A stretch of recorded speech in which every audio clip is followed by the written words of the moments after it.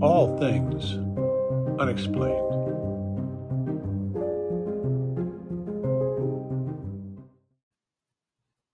So you guys have some new equipment on this show that I'm sure Eric Bard was like so jealous of, right? I mean, having talked to him, we know how much he truly takes what he does seriously and how much he loves it and is wholly invested. And I won't give any spoilers about the equipment, but are you guys trained on the equipment? Do you have specialists that are there that are trained on it? You're reading outputs from this data. Is that all you guys and your scientific knowledge, or do you have people there that are helping you through all of this, all of the numbers and noise? Well, what makes it so powerful, guys, is that we have our own experiences now, right? Paul and I went into this investigation as kind of open-minded skeptics that wanted to see data to prove something to ourselves, right? It's one thing to hear conjecture, it's one thing to hear stories, it's one thing to read, the same person interviewed in 5 different books. It's something completely different when you're collecting the data yourself, when you start to see things that you can't explain yourself. It's even more amazing when you take those things that you can't explain to an astrophysicist like Travis Taylor and an experienced investigator like Eric Bard, and you say, hey guys, we can't make sense of this. What do you think? And then you see their jaws hit the ground. That's the stuff that we get to share with the viewers on Beyond Skinwalker. But more importantly, that's the stuff that we get to present to the scientific community moving forward with the investigation. I think it's.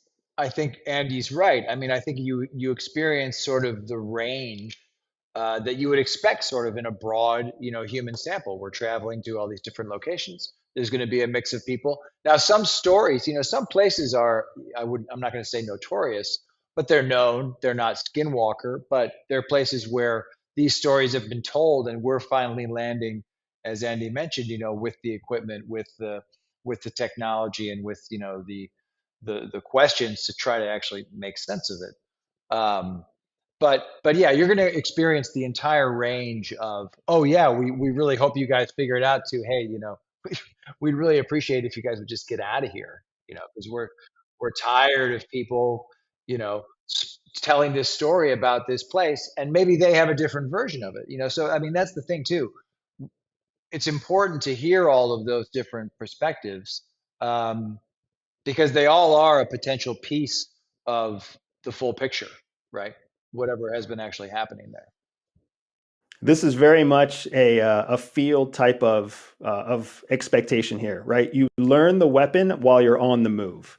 That's unfortunately the way it works when you have to be as nimble as we are. So Paul and I spent a lot of time looking at instruction manuals, staying up late, running the numbers and diagnostics ourselves, and then going out there and collecting the data in real time, troubleshooting it in real time, making phone calls and getting help when we needed it.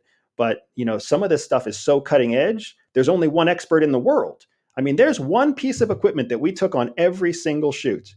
There is only one person in the world who knows how to use that piece of equipment expertly, and it's the designer himself, right? But the equipment brought such a unique point of view, something that Skinwalker Ranch had never used before, something they didn't see before, and it was such a force multiplier for Paul and I that we had to learn it on the fly, and we got really intimate with that piece of equipment.